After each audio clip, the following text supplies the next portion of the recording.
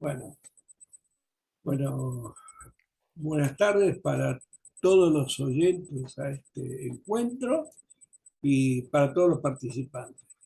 Bueno, una alegría compartir la palabra de Dios, que justamente hoy es el texto del día de la Iglesia Católica, que comprende, por un lado, para comenzar, el Efesios 1, del 11 al 14, que va a leer Fernando, el Salmo 32, 1, 2, 4, 5, 12 y 13, los versículos que voy a leer yo, y Lucas 12, del 1 al 7, que va a leer Juan Carlos Miguel, y después vamos a escuchar o intercaladamente las reflexiones de Fernando.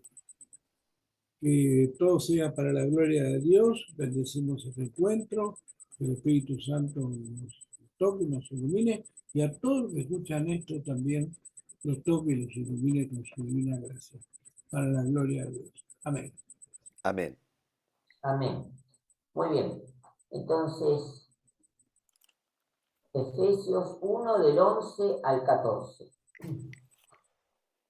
En Cristo nosotros, los que hemos puesto nuestra esperanza en Él, hemos sido constituidos herederos y destinados de antemano para hacer alabanza de su gloria, según el previo designio del que realiza todas las cosas conforme a su voluntad.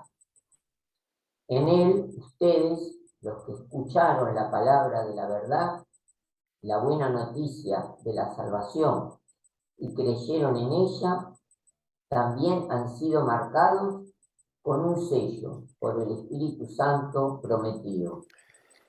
Ese Espíritu es el anticipo de nuestra herencia y prepara la redención del pueblo que Dios adquirió para sí, para alabanza de su gloria. Palabra de Dios. Te alabamos. Te alabamos, Señor. Te adoramos. Muy bien. Ahora el Salmo, Alejandro. Salmo 32, 1, 2, 4, 5, 12, 13. Salmo 32. Salmo 32, 1 y 2. Dichoso, a ver si es el mismo. Dichoso aquel cuyo pecado es perdonado. ¿Es ese, Fernando? No, el que sigue. Aclamen justos al Señor. Ah, correcto. Entonces, yo lo tengo como en mi Biblia como Salmo 33. Bueno, no importa. Ustedes los justos alégrense en el Señor. Hermosa es la alabanza de los hombres simples. ¿Así es? Correcto. Sí, sí. Y el 2 sería, aclamen al Señor con arpas, alaben al sol de salterio y del decacobio. Salmo 1 y 2. Y el Salmo 4 y 5 dice, el versículo 4 y 5 dice, ciertamente la palabra del Señor es recta, todo lo hace con fidelidad. El Señor ama la justicia y el derecho. La tierra está llena de su misericordia. Amén. Amén. Y finalmente el 12 y 13 dice, dichosa la nación cuyo Dios es el Señor. Gloria a Dios. Qué lindo, ¿no? El pueblo que él escogió como su propiedad. El Señor observa desde los cielos, desde allí vigila a toda la humanidad. No se escapa nada. Bueno, amén.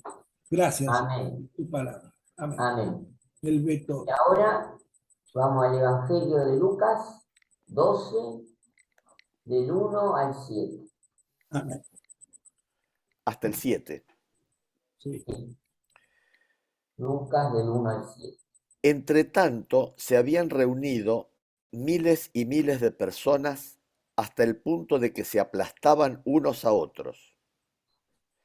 Entonces Jesús se puso a decir, especialmente para sus discípulos, cuídense de la levadura de los fariseos, que es la hipocresía. Nada hay tan oculto que no haya de ser descubierto o tan escondido que no haya de ser conocido. Por el contrario, todo lo que hayan dicho en la oscuridad será oído a la luz del día, y lo que hayan dicho al oído en las habitaciones será proclamado entre las azoteas. Yo les digo a ustedes, amigos míos, no teman a los que matan el cuerpo y después ya no pueden hacer nada más. Yo les voy a mostrar a quién deben temer. Teman a aquel que, después de quitarle a uno la vida, tiene poder para echarlo al infierno. Créanme que es a este a quien deben temer. ¿No se venden 5 pajaritos por 2 monedas? Pues bien, delante de Dios ninguno de ellos ha sido olvidado. Incluso los cabellos de ustedes están contados. No teman, pues ustedes valen más que un sinnúmero de pajarillos. Palabra del Señor. Amén. Gloria a ti, Señor Jesús. Muy bien. Bueno, vamos al comentario. Seguimos acá, esto es parte de un comentario que hacen unas hermanas. Dice, seguimos con las lecturas continuadas de la carta del apóstol San Pablo a los Efesios, donde nos recuerda que somos bendecidos en la persona de Cristo, al que estamos destinados desde la creación del mundo. Perdón, San Pablo, Fernando dijo, ¿somos en qué en la persona de Cristo somos? donde nos recuerda que somos bendecidos Ah, bendecidos, correcto, gracias. Ahora sí. en la persona de Cristo, al que estamos destinados desde la creación del mundo. San Pablo nos ha enseñado que somos hijos de Dios y que estamos predestinados a ser un pueblo. Todos buscamos la unidad y la encontramos en Cristo. Estos versículos despiertan en nosotros el esfuerzo misionero de la Iglesia de hoy, que con el sello del Espíritu nos da un espíritu de pertenencia. Este mismo espíritu es la prenda de la herencia, cuya posesión vamos a obtener el día de la liberación final. Este Tal vez, espíritu, perdón, este espíritu es la que del... No escuché bien, ando mal del oído, no sé, voy a poner un... este mismo espíritu Sí. es la prenda de la herencia. La prenda de... De la herencia. La prenda de la iglesia. De la Herencia. herencia. Herencia. Ahora sí, no El escuché. espíritu es la prenda de la herencia, Correcto. cuya posesión vamos a obtener el día de la liberación final. Ah, bien, bien. Amén. Tal vez recordemos las marcas que llevan algunos animales como signo de pertenencia, pues nosotros hemos sido marcados por Cristo con el Espíritu. Dios se ha fijado en cada uno de nosotros.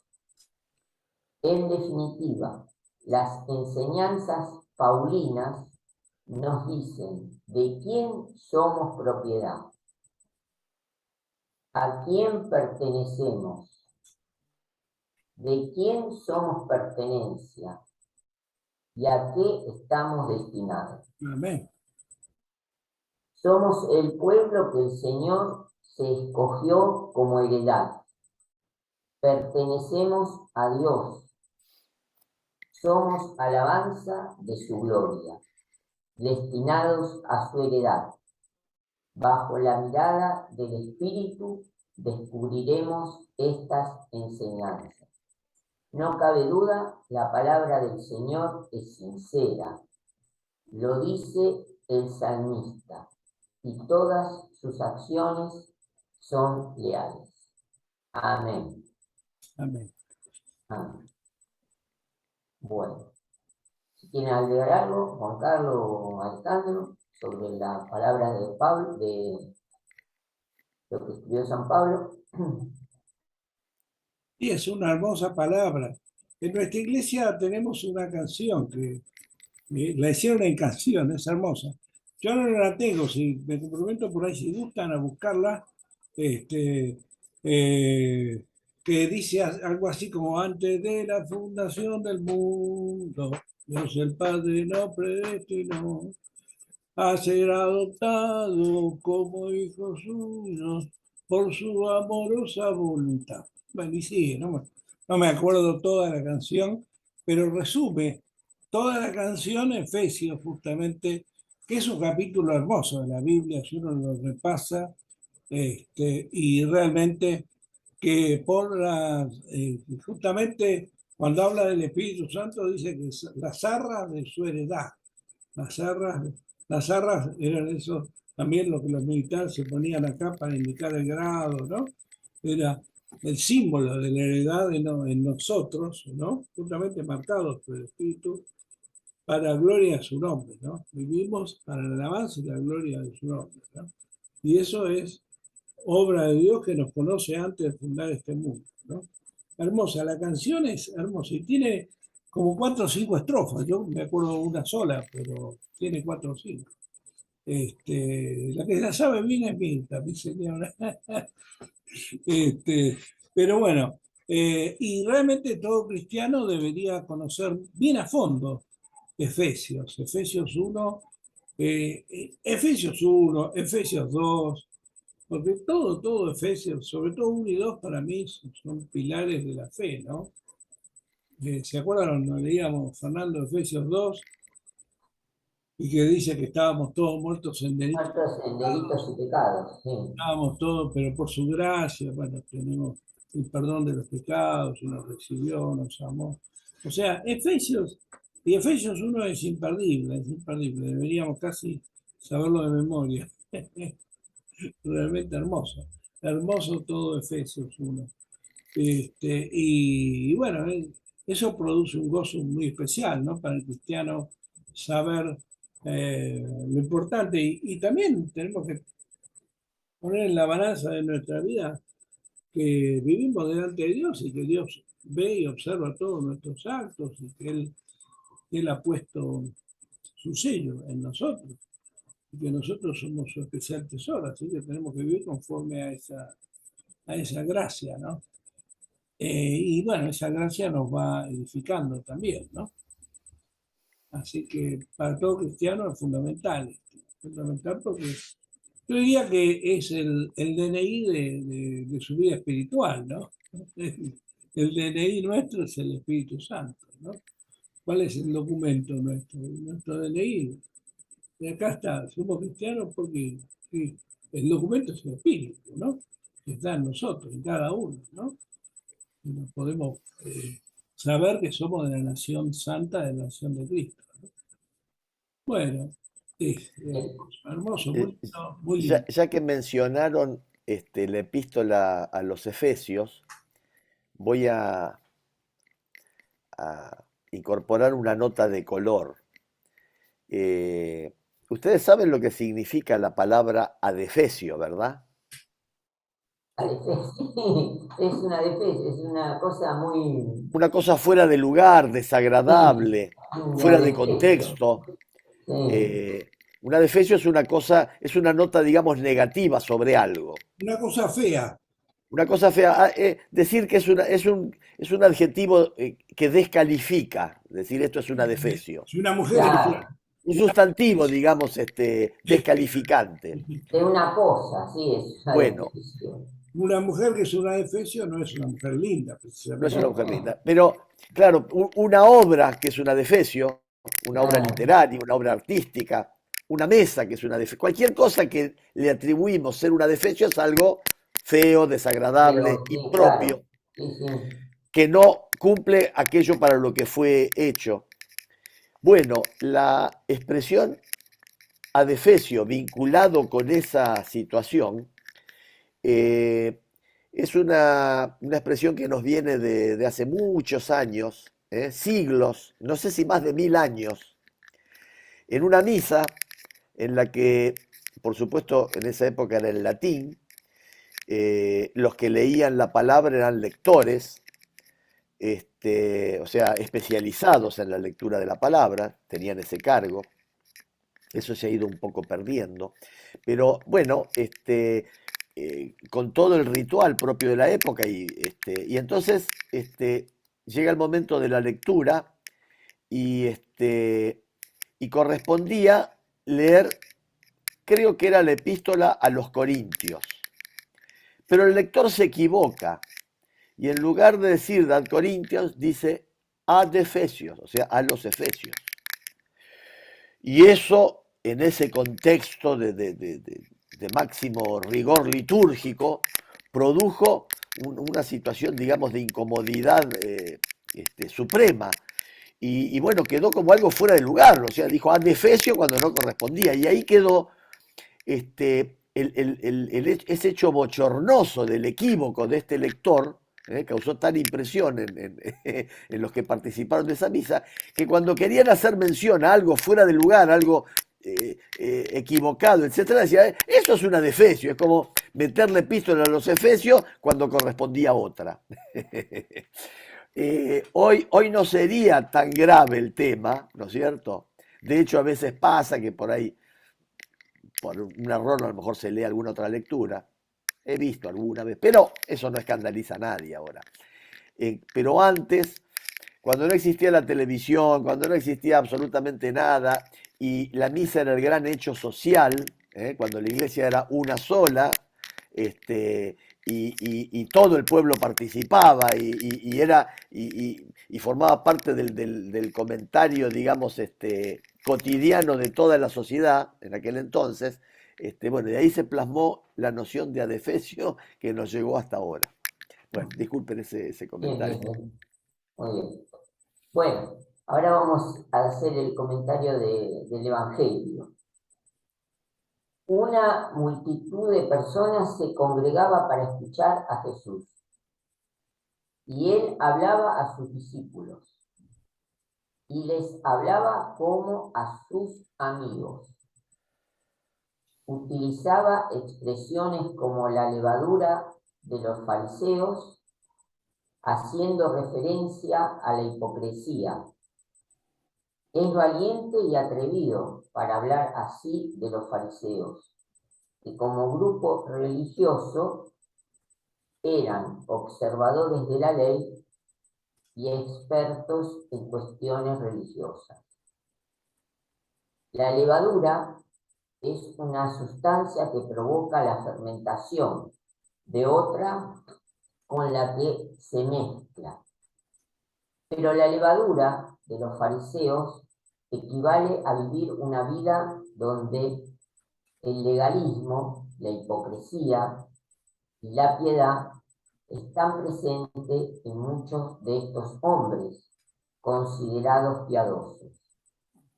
Jesús les avisa de este cambio que puede provocar la vida de los fariseos en el resto del pueblo. Sin embargo, Jesús nos invita a la sinceridad, que es lo contrario a la hipocresía. Hablando en favor de una iglesia a pleno día, como una casa con paredes de cristal, donde todo puede ser visto. Nos invita a vivir a pleno día, sin miedo a la persecución, al desprecio, a no temer a la muerte del cuerpo y afirmando que los que matan no pueden hacer nada más. Nos encontramos con una enseñanza de Jesús cuando dice: temed al que tiene poder para matar y después echar en el fuego. En la Biblia de Jerusalén dice el fuego de la Gehenna, que consume por siempre lo que no ha podido ser purificado, haciendo referencia a la escatología. que Emená es el estado de los hombres resucitados esperando la condenación. El elemento sustancial de la escatología es el eschatón, que es la realidad definitiva por la que Dios creó la naturaleza. Es la última realidad del ser humano. Es Jesucristo resucitado. También afirma que Dios no se olvida de nosotros, que valemos más que todos los gorriones juntos, que Dios se ocupa de las más pequeñas de sus criaturas, que Dios se interesa por todo lo que no tiene la menor apariencia de grandeza, que Dios todo lo lleva en su corazón. Y el comentario que hacen en la página de Don Bosco hoy dice: después de haber lanzado sus discursos contra los fariseos y doctores de la ley, Jesús sigue concitando la atención de la gente, que se reúne por millares para pisarse unos a otros. Pero él habla sobre todo a sus discípulos.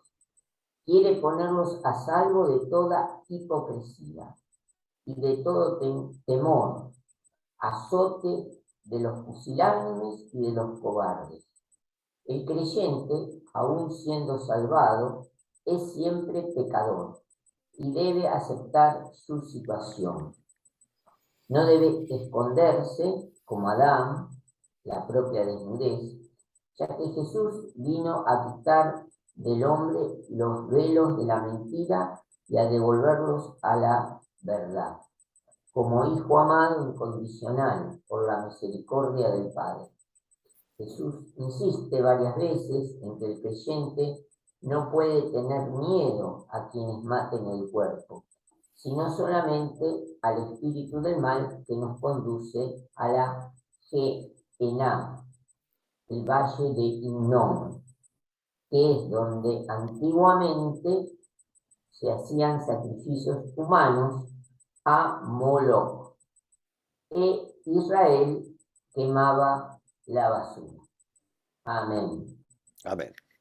Yo lo que entiendo, esto final, que la Gehenna, bueno, que nunca escuché que el pueblo judío hacía sacrificios humanos. Me parece que serían otros pueblos que hacían. Y en ese lugar, Israel lo que hacía era quemaba la basura. Me parece, no sé, esto es lo que no sé si Juan Carlos o Alejandro, Yo tampoco yo escuché. nunca, Escuché que sí, a Moloch le quemaban los hijos, Israel, anunciaban a Israel. Por ahí eran un aprendizaje que habían hecho, un desgraciado aprendizaje en convivencia con otros pueblos que lo hacían. O sea, no directamente los judíos, sino que por ahí se contagiaron de costumbres paganas de otros pueblos, ¿no? Creo que lo había leído en alguna vez en alguna parte de la Biblia que dice el Señor que ofrecen a los ídolos sus hijos como los pueblos paganos que los rodean, algo así decía. Pero no como que fuera algo natural de Israel, sino que ellos lo acá aprendían de esos pueblos que el mismo Dios estaba en castigando el comentario dice, y justamente por eso lo dominaban los romanos, claro, porque como eran pueblos pecadores, los había entregado en manos de los judíos. Y después ellos, en lugar de imponer sus leyes y la voluntad de Dios, hacían igual que nosotros, ¿no? Una cosa así. Yo lo que escuché en algún momento es que el, el sacrificio, digamos, de Isaac, que no se concreta, es una forma también de marcar una distancia con los pueblos paganos que rodeaban a Israel, que esos pueblos paganos sí hacían sacrificios humanos, sí avanzaban. Era común, Este, lamentablemente era común. era común y este pasaje de la Biblia marca claramente la diferencia que en el pueblo de Israel no se consuma ese sacrificio, ¿no? Claro. Claro. Y ahí dice que ahí en ese lugar Israel quemaba la basura, no donde Sí, otros pueblos hacían. Bueno, estas son las dos reflexiones sí, sobre el Evangelio de hoy. sí, Le- Es verdad que por un lado Dios conoce absolutamente todo, porque además Dios no solamente mira lo externo, sino que mira también el corazón de Dios. En realidad la voluntad de Dios, el corazón. El ojo de Dios está puesto en nuestro corazón, que es el que de alguna manera es el que define las cosas en la vida del hombre, ¿no?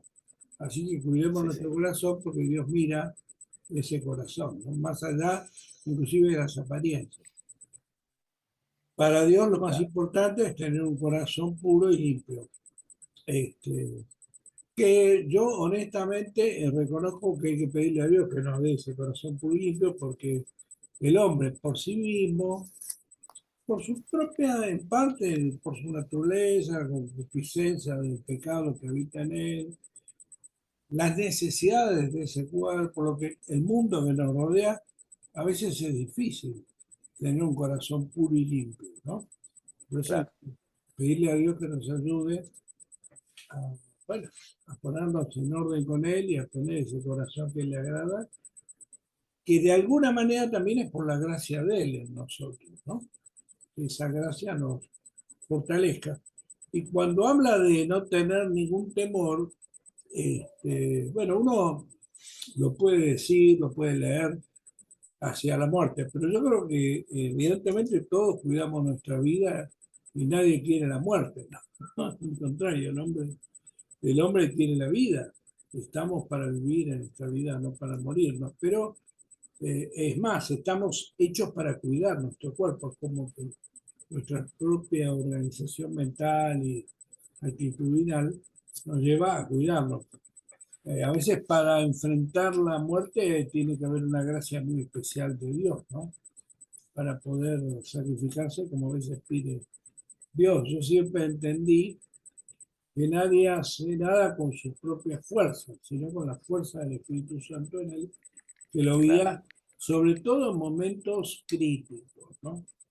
En la vida cotidiana, digamos, estamos como todas las personas viviendo con nuestras fuerzas, con la gracia que nos da Dios y la vida misma, pero en los momentos más difíciles me imagino que es la infusión del Espíritu la que nos va a fortalecer de ser necesario, ¿no? Un poco el ejemplo bíblico que me aparece ahora para acordarme, que me viene a la mente, que me imagino que el Señor me hace acordar, es el de Esteban, ¿no? Que lo matan, lo apedrean. En el el momento que primer mártir, se abren los cielos y él ve a Dios, ¿no? Eso evidentemente es una gracia de Dios para fortalecerlo en un momento tan difícil, ¿no? Para que él pueda atravesar ese momento con fortaleza, cosa que no es fácil, ¿no? Este, yo lo digo muy respetuosamente, porque no soy de aquellos que dicen, sí, dame pruebas, dame problemas. Yo, está bien, ¿no? Humildemente me siento bastante débil y bastante poco fuerte para enfrentar grandes batallas, ¿no? Humildemente digo, vos sabrás lo que tenés para mí, pero no soy de eso. Porque hay gente que parece que sale como a desafiar a Dios, a decir, dame más pruebas, dame más problemas, yo no soy tan así. Hay gente que, bueno, según la constitución de cada uno y según como cada uno vea las circunstancias que le tocan, y muchas veces el para qué, a veces lo que uno muchas veces no entiende del sufrimiento, del dolor, del O padecimiento. sea, en estos días se estaban cumpliendo 50 años de que se cayó el avión uruguayo en los Andes, ¿no es cierto? Y bueno, de los que murieron, los que sobrevivieron, sobrevivientes, Y bueno, había comentarios, pues ya el arriero que los fue a rescatar ya falleció, pero está el hijo. En ese momento tenía 15 años y el chiquito con los dos hermanos más chicos estuvo.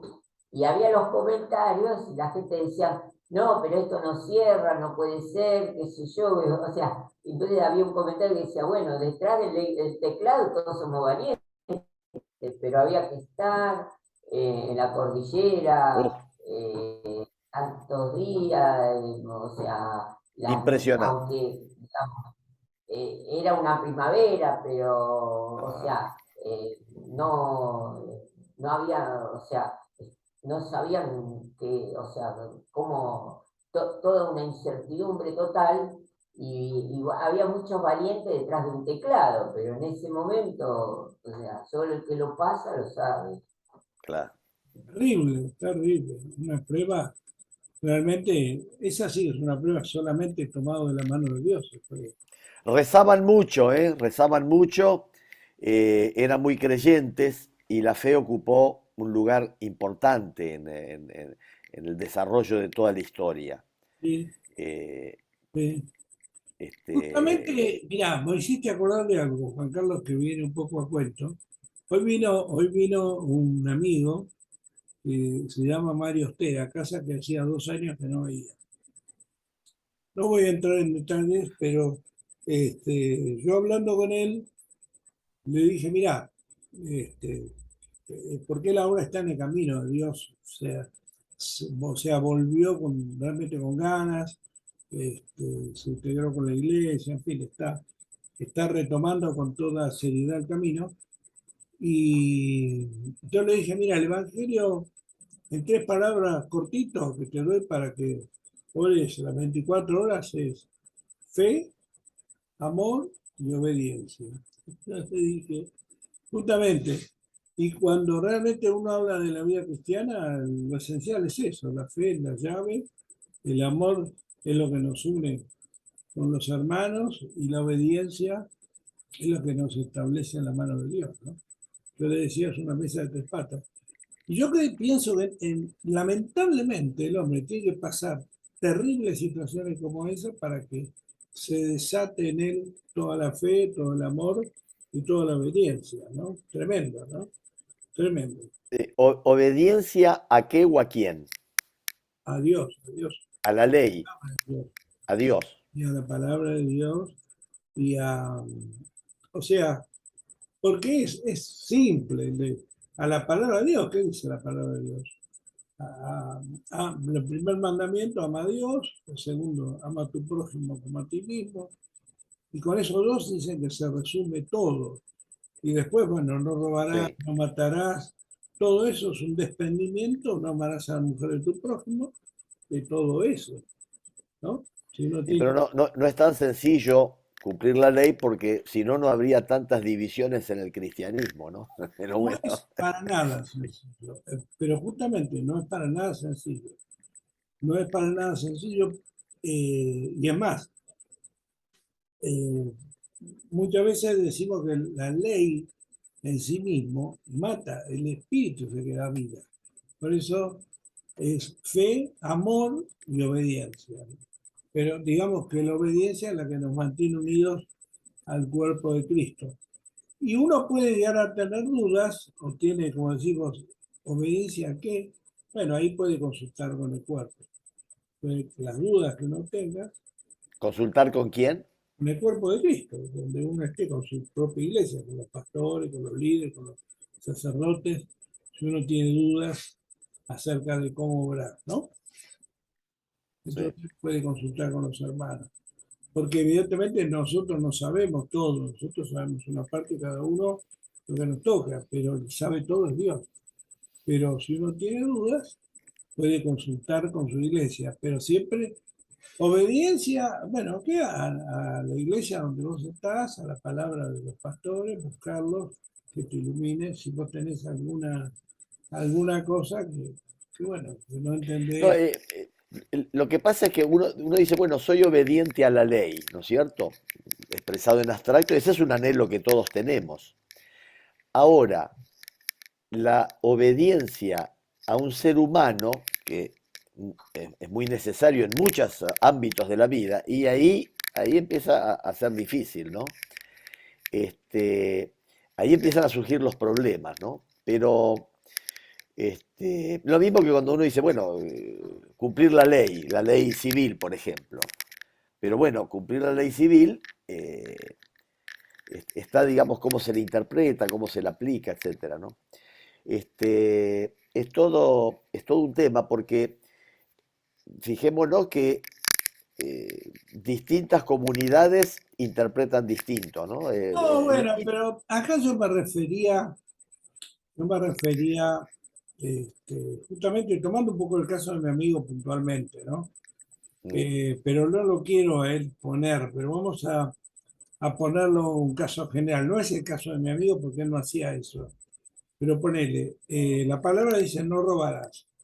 Si alguien que es mm, cristiano roba, sabe y no necesita que venga el Papa a explicárselo, o que venga el ministro religioso, o que venga. Que robar no es una cosa que agrade a Dios. A eso me refiero, ¿me explico lo que quiero no, decir? está bien, claro, claro. Ya, en términos generales. Después, lógicamente, el pulimiento, el refinamiento, pero muchas veces digamos, los presupuestos básicos, ¿no? No amarás a la mujer de tu prójimo, por ejemplo, ¿no? Un presupuesto básico. Un cristiano no puede estar saliendo con las mujeres de los hermanos que están con él, no puede. Eso no es de la voluntad de Dios, no necesita consultar con el Papa para eso. ¿Me explico? Claro. Entonces, a eso me refiero. Obediencia sencilla, no la compliquemos. Después, por supuesto, uno podrá sutilizarlo todo lo que quiera, pero obediencia. Obediencia en principio ¿para qué? Para sentirse parte del cuerpo, para tener la fe, el amor y la obediencia básica. Después, bueno, vienen los pulimientos, los discernimientos, las tendencias, bueno, eso son cosas que ahora no voy digamos, a qué grupo pertenezco, pero yo creo que hay una sola iglesia, no hay varias iglesias. Entonces, eh, y los Sí, hombres, digamos, hay tendemos, Cristo, hay un solo Cristo. claro, Somos, claro, todos vamos a los pies de Cristo, nada más. Después, sí, nada más es invento de los hombres. Para mí es un solo Cristo, entonces simplemente fe, amor y obediencia a lo lógico, a lo racional, a lo que dicta el amor. Porque si vos sí. obedeces, porque es fácil entender, por ejemplo, por qué no desearás la mujer de tu prójimo, porque a nadie le gustaría que le deseen la mujer de uno. ¿Me explico? No, no, está bien, sí. Pero ahora permitime. Esto, digamos, es como el peronismo que dice que están unidos, pero llega el 17 de octubre y uno hace un acto acá, el otro hace otro allá, el otro allá, y dice, "Bueno, si están unidos, porque no están todos juntos, si son todos peronistas?". Pero no, porque hay matices, hay rivalidades. Y con la iglesia pasa lo mismo. Hagan esto en conmemoración mía. Y tendremos que estar todos juntos conmemorando. Y por suerte nos vamos acercando cada vez más, pero todavía no. Todavía no. Yo sé que decir que estamos unidos espiritualmente, ¿no es cierto? Es como esos amigos o esas familias dicen, sí, estamos unidos espiritualmente, ¿no? Pero cuando hablamos de unidad es una unidad más completa. No, Dado que somos cuerpo y alma, vos tenemos que hablás, estar unidos en el alma y en el cuerpo. bueno, está bien, pero vos hablas de gente normal, gente que hace una vida cristiana normal, gente que vive una vida normal. Este muchacho que vino a casar no vivía una vida normal. Ajá, Entonces estaba llena de dificultades su vida. Lo que tiene que salir de un mundo oscuro, de un mundo de oscuridad, de un mundo claro, que tenía prácticamente en ese infierno que hablábamos al principio. De eso tiene que salir. Entonces, para salir de eso, fe, amor y obediencia. Después sí, los matices, si estamos unidos, no estamos unidos. Gente normal que puede estar unido en un sector o en otro sector, pero gente normal. Él no es una persona normal. Pero para una persona que está pasando tremendas dificultades, para decirte lo rápido, perdió todo lo que tenía, perdió la casa, perdió una moto que tenía, la perdió también. No tiene dónde caerse muerto, literalmente. Y sin embargo Dios lo sostiene. Y sin embargo Dios le dio un lugar donde comer y dormir, está Qué bien, sí, estudiando sí. computación, aunque parezca mentira, está aprendiendo a cocinar no sé qué cosa para hacer algún emprendimiento, está cobrando unos pesos, pero realmente está pasándola terrible, terrible, no es que la está pasando bien. Entonces, para esa persona, ahora no puedo hacerle una inquisición filosófica de qué grupo No, no, no. Está bien. Yo lo hacía para nosotros. él lo que necesita es fe, amor y Claro. obediencia simple, obediencia Yo, sencilla, y obediencia, yo, no, porque yo lo hacía, de los problemas de él lo va a ayudar a ir atravesando, porque no sabemos por qué él está en esa situación, pero por ahí es lo mejor que le podía haber pasado, aunque parezca una locura lo que yo te digo. Así que lo dejamos en la mano de Dios y simplemente yo le digo fe, amor y obediencia. Y te digo que esa fe, amor y obediencia tan simple podría resolverle muchas cosas a este mundo loco que se mete en guerras, no sabemos por qué se mete, a muchos inteligentes jerarcas que dominan con su poder este mundo, les vendría bien aplicar eso, ¿no? Y no sí, llevar a la sí, destrucción a los pueblos, y no llevar a la masacre para favorecer ciertos intereses, ¿no? Les sí, sí. vendría, No, eso le vendría muy bien. sí. No, yo quería, a ver, hacer una referencia a la obediencia en general. Este, Sí, vos querés hablar de la unidad de la iglesia. no, no, no, no, no, no. Pensémoslo, por ejemplo, un militar. Decimos, bueno, se necesita obediencia.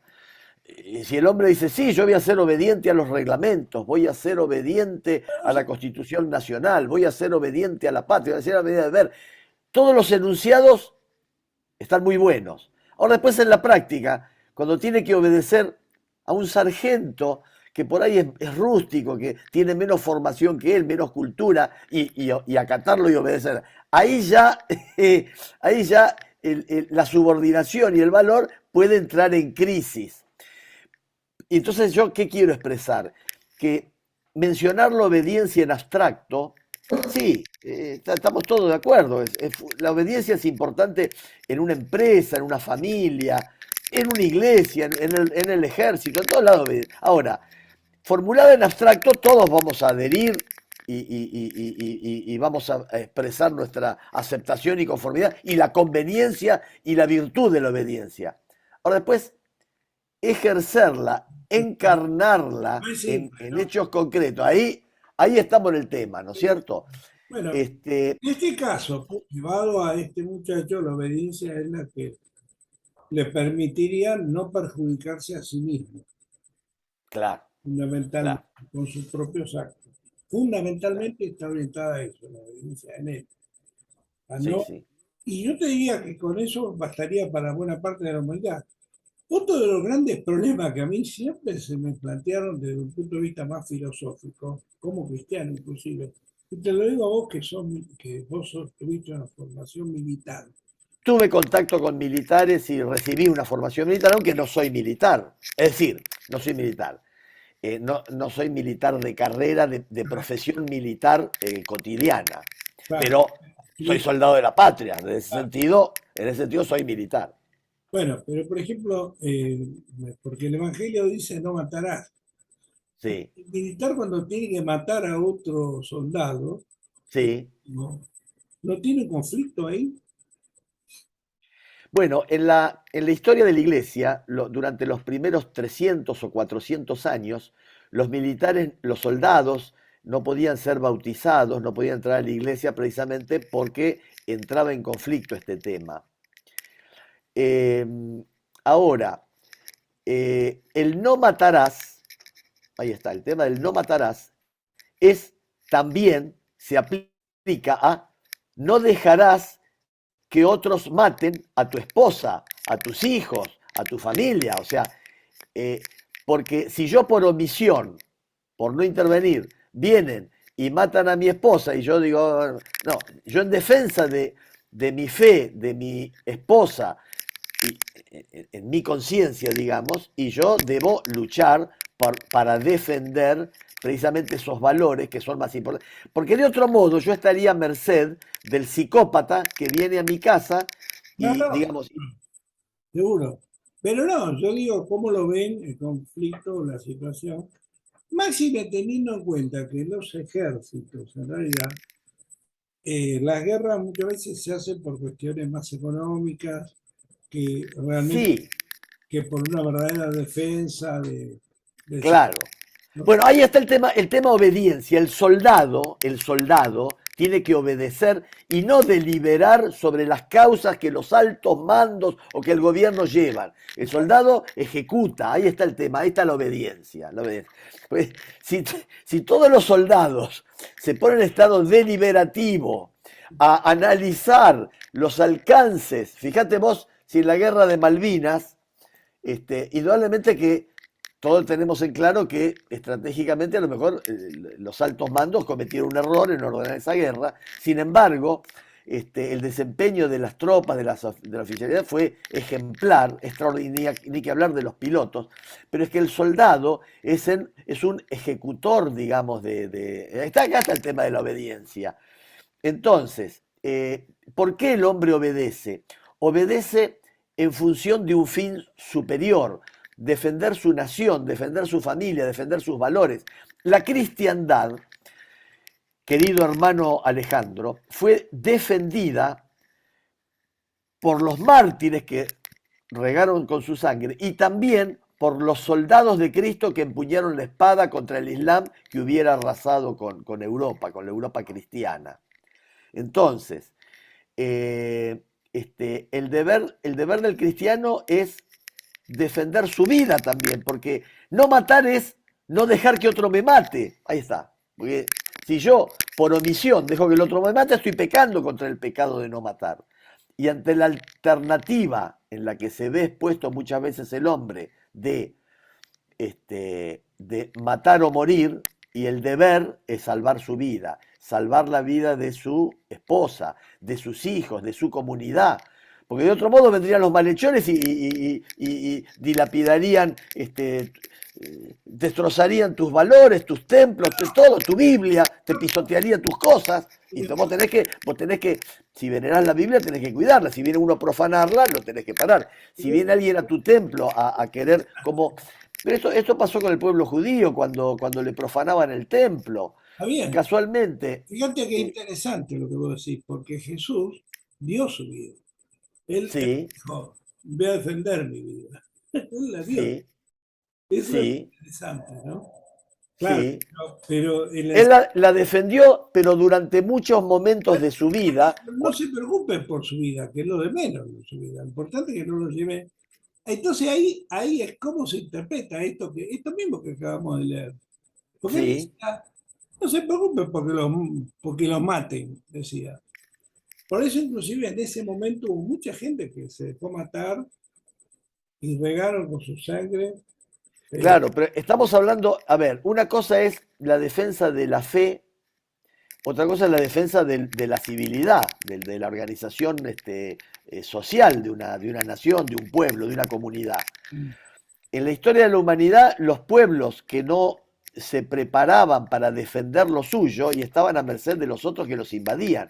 Acá cuando vinieron los españoles, por ejemplo, les raptaron las mujeres a los indios de ahí de donde Pobre. desembarcaron. Es decir, historias, digamos, de rapiña, de saqueo, de violencia. Entonces, la persona tiene que... A ver, yo te pregunto una cosa. ¿Vos no te defenderías de alguien que te viene a atacar? ¿De alguien que te viene a... De todos modos, yo respeto la objeción de conciencia. Hay una película muy linda, que habla de un soldado de la fe adventista, que ellos, precisamente por objeción de conciencia, no pueden empuñar armas. Y es la historia de un soldado, y finalmente hay un juicio, lo están por condenar y qué sé yo, pero finalmente él logra que lo acepten ir al frente de batalla sin empuñar armas y ir rescatando heridos y rescatando, ¿no? Ese es un tema muy importante. a esa persona, digamos, Dios la llamó a ser un testimonio de la no violencia frente a los militares. Pero hay que tener presente que el Señor nos llama a todos con la misma vocación, ni con el mismo rol, ni con el mismo deber. Aquellos a los que llamó al martirio, si al defender la fe frente a la amenaza de que deben morir, aflojan, no estarían cumpliendo el mandato del Señor. Lo mismo que aquellos que deben defender la cristiandad frente a una amenaza externa, si no la defienden con la espada, también faltarían a su deber. Entonces, pensá que tiene que haber policía. Cuando no hay policía, ¿qué pasa? Vos pensás que Nueva York una vez se cortó la luz por 2 días y fue un caos total. Se desataron pasiones de todo tipo, robos, saqueos, de todo, porque la policía no podía actuar. Es decir, tiene que haber un organismo, digamos, que reprima el delito, que controle. Esto es experiencia, digamos, de la humanidad. Israel siempre tuvo sus ejércitos, siempre tuvo sus defensas. Precisamente cuando fue, digamos, conquistado, se le impidió eso, ¿no? Pero siempre que pudo, y ahora que recobró su nacionalidad, también. Fíjate que el pueblo hebreo para sobrevivir tiene que tener su fuerza armada. Y, y la historia de la humanidad demuestra que cada comunidad, para defender sus valores, su cultura, su vida, para defender la vida, tiene que tener el elemento militar. Y hay una frase para mí que es muy sapientísima, que dice,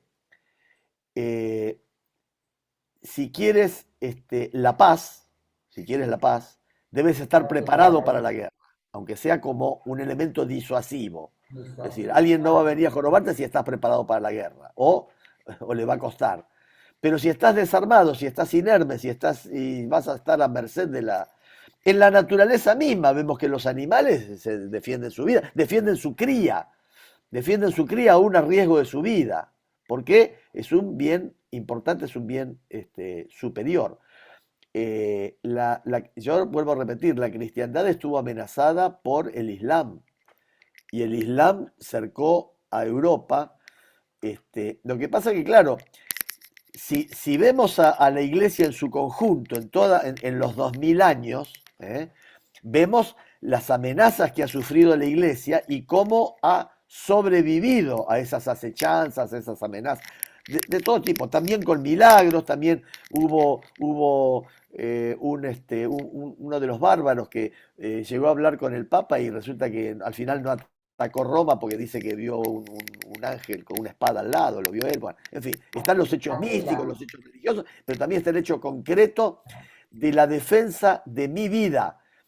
Y honro el principio de no matar si yo defiendo mi vida e impido sanamente que otro venga y me la quite, me la arrebate arbitrariamente. Por omisión, yo no hago nada bien y me mata, estoy pecando de matar. ¿A quién? A mí. Dejo que otro me mate. No, debo impedirlo.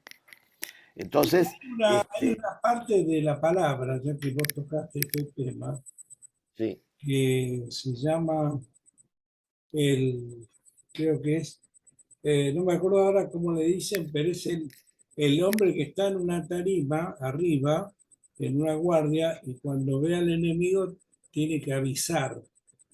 El atalaya, así es, el el atalaya. atalaya, sí. Le dice el El atalaya. centinela es el que vigila, el que Bueno, cuida. entonces dice que el centinela tiene que estar ahí. Y si avisa y el pueblo no se ocupa de su defensa, la culpa de su muerte será del pueblo.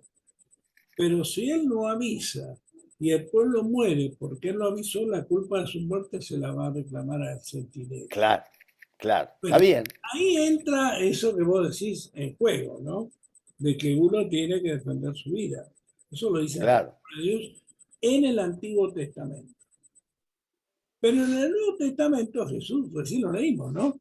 Él dice que no tenemos que tener temor de la muerte del cuerpo. Hice un poco, quería desgranar un poquito esa discusión, ¿no? Bien, Comentario bien. que de alguna manera implica que, bueno, si incidentalmente uno no puede llegar a defenderse de un ataque devastador, lo que fuere, en el fondo tiene que tener la tranquilidad de que la vida es realmente importante, que es la eterna, está en manos de Dios. O sea, que nuestra vida acá es temporal, pero la verdadera vida nuestra está en la eternidad, ¿no? Pienso yo, que tenemos que verlo así, ¿no? Más allá de que mientras estemos en esta tierra vamos a defender nuestra vida. Sí, fíjate que Jesús no lo cuestiona al centurión por su condición de centurión. Lo asiste, le cura el hijo, no le reprocha su condición de No, centurión. Y no, es más, en la frase de dad al César lo que es del César, si lo generalizamos, no es solo darle al César el tributo, es también darle tu hijo para sus legiones, es darle tu participación ciudadana. Eh, o sea, a ver, Jesús no expresó, digamos, que las comunidades debían estar desarmadas. Eso no surge de... no, un poco yo lo que me planteaba era ese conflicto, digamos, que se plantea con el hecho de no matarás y tener que matar, ¿no? Ese conflicto filosófico, si vos querés, que se puede plantear por el hecho de tener que matar en una guerra, pero al mismo tiempo está la orden divina. Que también puede... Pero yo te pregunto, yo estoy con un revólver y voy a matar a tu esposa, y No, vos estás observando la escena y vos tenés un revólver, ¿y qué haces? bueno, eh, Pero es que está también, bien. también quiero aclarar otra cosita que es muy interesante. En todo lo que es la voluntad de Dios hay algo legal, digamos, y algo profético. O sea, porque en definitiva el que ordena nuestra vida es Dios. Claro. Tal vez lo que quiero decir con esto es que, bueno, Dios proféticamente va a lograr él, eh, cuidando nuestro destino, de que nosotros no matemos. O sea, porque su accionar lo va a permitir. No va a permitir que ocurran circunstancias que nos lleven a nosotros a matar. Por ahí alguna persona tiene que cumplir ese rol, bueno, Dios le dará esa funcionalidad, ¿me explico? Claro, sí. No podemos generalizar, no podemos Exacto. generalizar. Creo que Por además, ejemplo, mira, por ejemplo, San Francisco de Asís, también con esto, sí, tiene contenido profético la palabra cuando dice no matarás también. Tiene un contenido profético. O sea, de que Dios no termina solamente digamos, en un verbo, sino es una acción profética a futuro, ¿me explico? O sea que Dios sabe lo que nos va a tocar a cada uno. A eso me refiero, ¿no? sí. Bueno, dale. No, Francisco de Asís, por ejemplo, que bueno, era un santo donde fue llamado, digamos, a dar un testimonio con su vida de valores cristianos de pobreza y también de no violencia. Y, por ejemplo, se cuenta una anécdota de que en un momento dado, fueron unos ladrones a robarles a donde estaban los monjes franciscanos. Y, y los monjes se defendieron, rechazaron a los ladrones y qué sé yo. Y cuando Francisco se enteró, hizo llamar a los ladrones y les dio objetos y cosas, ¿no? Él mismo fue, digamos, a tierra este, de maometanos, de islamistas, de seguidores de la fe de Mahoma. Él mismo fue a esas tierras con la idea de evangelizar y no eludiendo un posible martirio. O sea, él fue y se puso en situación de que podía ser víctima de martirio. Entonces, está el que es llamado a defender su vida, la de su familia, la de su comunidad, y está la que está llamado a dar testimonio de ofrecer su vida en pos de Claro. la fe cristiana, ¿no? Por Los eso digo, pero sí, porque también no nos desvinculemos de la relación personal que tiene Dios con cada uno de nosotros. A cada uno de nosotros nos da sus dones, nos da su gracia y nos va a, digamos, a pedir, nos va a reclamar según nosotros, a cada uno de nosotros. ¿Eh? Hay una relación, hay un tema que es una relación personal en la que no podemos generalizar. ¿Eh? Sí, había dos como situaciones, digamos. En los primeros siglos del cristianismo en Inglaterra, en Escocia, en Irlanda, venían los vikingos, digamos, y asaltaban los conventos, y los Claro, monjes no ponían resistencia y robaban todo. Pero cuando ellos iban entre el convento y el puerto y se iban ahí, los pobladores o los reinos que había en ese lugar los trataban de, digamos, de matar. O sea, cuando llegaban a los conventos, no pasaba nada y les robaban y los mataban, sí, pero entre el convento y el mar y para tomar otra vez los barcos, ahí no, ahí, o sea, defendían su lugar, ¿no es cierto? Más allá de que cuenta la historia que ellos hacían, o sea, atacaban por sorpresa, y bueno, como que hacían saqueos, ¿no es cierto? claro. Principalmente, ya digo, de los conventos en ese momento, y bueno, o sea, son, creo que circunstancias distintas, ¿no es cierto?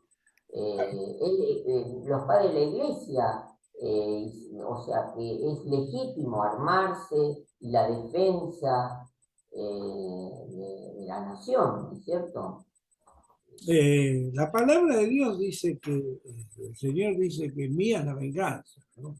O sea que en realidad él, incluso en el Antiguo Testamento se ve mucho más como él mismo va protegiendo al pueblo de Israel y bueno, ataque del enemigo intervienen los ángeles de Dios en favor del pueblo, destruyendo al enemigo que quiere atacar al pueblo, ¿no?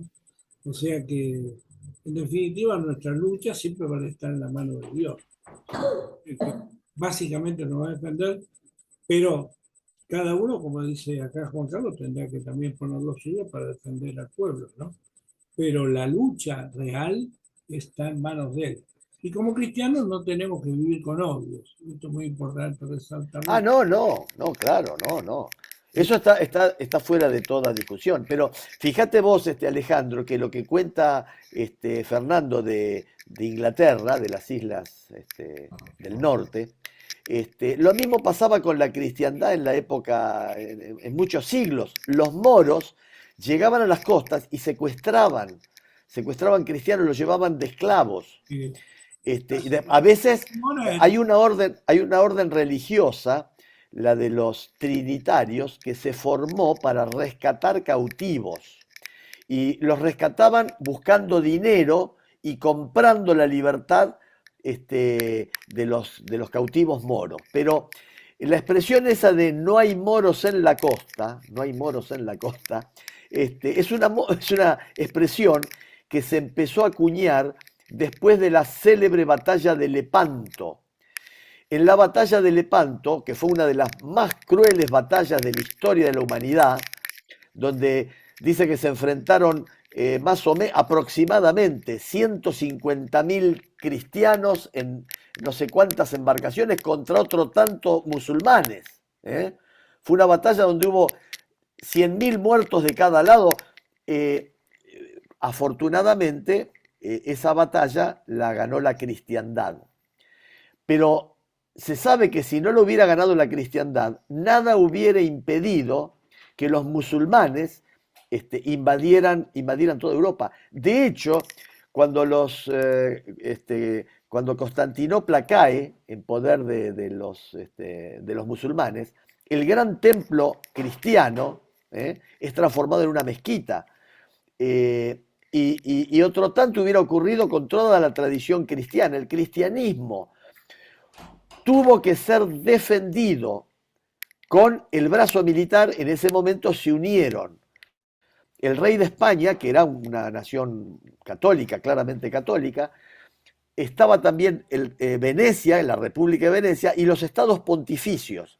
Y en ese entonces, curiosamente, este ataque para el cristianismo fundamentalmente católico, y aquí viene el tema de las otras iglesias y las otras comunidades.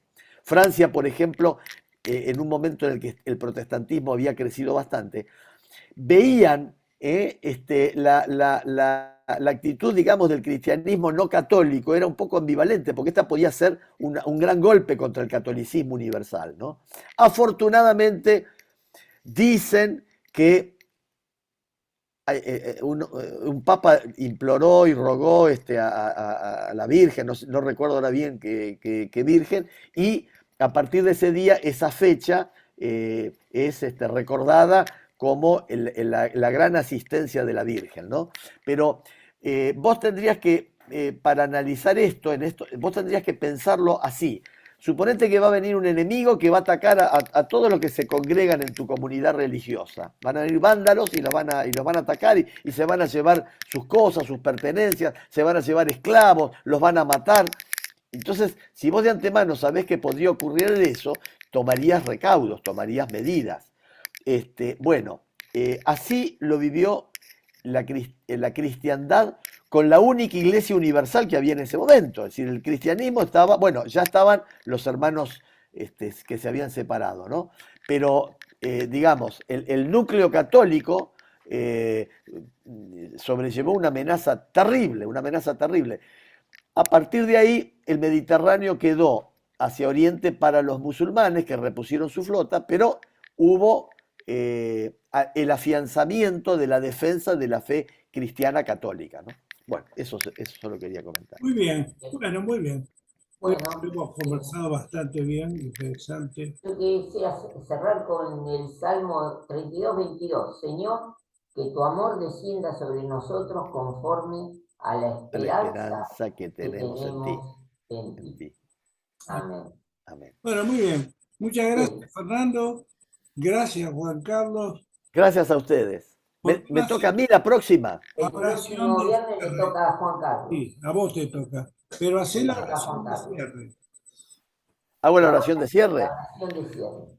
Bueno, ya que lo mencioné a Francisco de Asís, voy a decir una oración que ya, digamos, ha sido adoptada más allá del catolicismo, más allá del cristianismo. Es una oración que han aceptado, la han adoptado comunidades religiosas orientales, musulmanas, de todo tipo.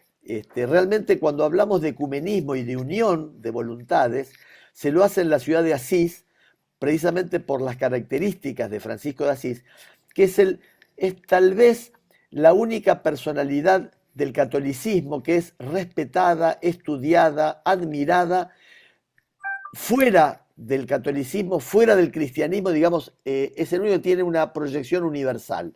Y tal vez sea porque su pensamiento y su sentimiento es universal, y eso está expresado en la oración que dice así: Señor, haz de mí un instrumento de tu paz. Que donde haya odio, ponga yo amor. Donde haya ofensa, ponga yo perdón.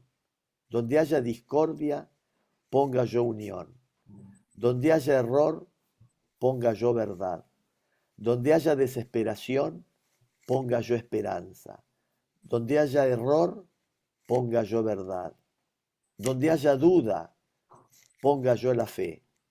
Donde haya tinieblas, ponga yo tu luz. Oh Maestro, que no busque tanto ser consolado como consolar, ser comprendido como comprender, ser amado como amar. Porque dando se recibe, olvidando se encuentra, perdonando se es perdonado y muriendo se resucita la vida eterna. Amén. Encaja bien con lo que vimos hoy. Muy bien. Bueno, muchas gracias, Juan Carlos. Gracias, Fernando. Realmente Bueno, muy interesante el tema. Está bien. gracias Alejandro, gracias Juan Carlos y saludamos a todos. Gracias a ustedes. A Los todos que los que después van a ver este video. este video. Muchas bendiciones para todos. En el nombre de Jesús, que Dios los bendiga, que Dios los fortalezca y que conozcan la gloria del Señor. Amén. Amén. Bueno, Chau, chau. Chao. Buenas Vino mi noches. señora, chau, Chao, chau. Alejandro. Chao, chao. Chao, Fernando. Chao, Juan Carlos. Chao, chao. Te Gracias. esperamos el próximo viernes, Juan Carlos.